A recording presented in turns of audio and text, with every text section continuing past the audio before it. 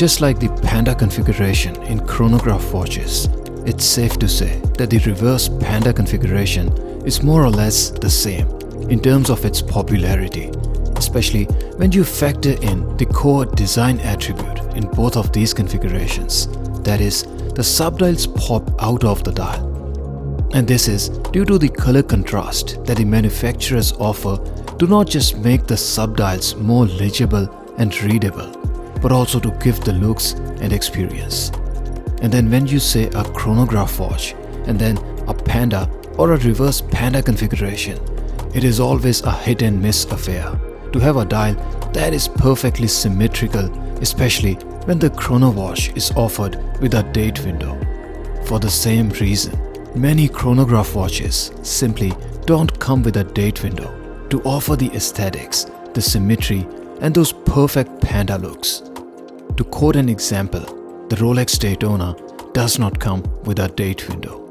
Accordingly, we see the date window in watches either at 12 o'clock, 4:30 position, or at a 6 o'clock, depending upon the make, the model, and the movement on offer. And Tudor took the 6 o'clock approach, so the balance and symmetry of the dial is not compromised.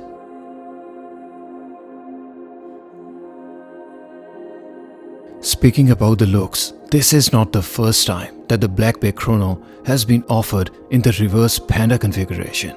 In fact, Tudor already had the steel and gold chrono line in the Black Bay range, which offered similar looks but with different materials and the color for the subdials. But when we say steel sports watches, this is indeed the first time we're seeing a Panda and a reverse Panda dial in the Tudor line of watches. What's unique and interesting about Tudor Black Bay Chrono line is that it is a diving-inspired chronograph watch, and for the same reason, it is quite possibly the only chrono watch with circular hour markers and wide snowflake dial hands that are primarily a design attribute for a diving watch, where one of the core attributes is the dial lume. While the circular hour markers don't look out of place here, the hour hand is wide and broad, and it blocks the view of the subdials when it passes over them. So while it is a professional watch, the design is not the best, especially if the subdial reading is your primary requirement. The watch comes with all black dial that offers it interesting and versatile characters. The shade and the texture of the dial is matte black, and it gives it a vintage-inspired looks. And due to a textured surface, the dial does not reflect any light whatsoever, and being all black, it rather absorbs all the light. The texture of the dial does work very well with the sporty and casual attributes of the watch. The dial hands come with polished surfaces and are filled with luminous infill. There's no chamfering or multiple facets on the dial hands, rather they are flat in their surface. But thanks to polished surfaces, the dial hands legibility is still very good.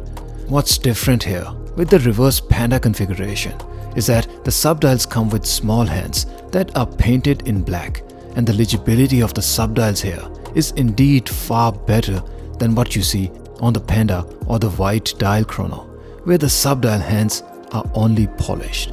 I reviewed the Panda dial chrono as per link on the top right corner of your screen, in case you may be considering the white dial chrono or are confused between the two. The bezel being all black here also matches with the shade of the dial, as opposed to the white Panda dial where the bezel is the same black but the dial is white. So the overall looks and the experience here differ quite a lot. While the bezel is legible and the graduations are executed very sharply, the bezel here is unfortunately not ceramic. Rather, it is a steel bezel with matte black anodized aluminum disc on top of it, having silver markings. Having the aluminum disc means that the bezel will fade its color over a period of time and will take the hits and dents from day-to-day use, hits or drops. Whether the bezel will remain legible once it is faded over the period of time, only time will tell.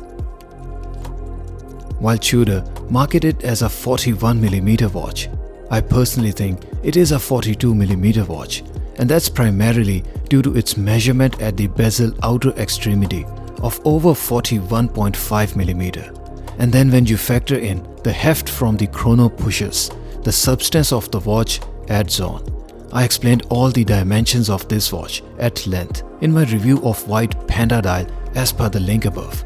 So if you want to see a more detailed analysis on case dimensions, you're best to hit that link on the top right corner of your screen.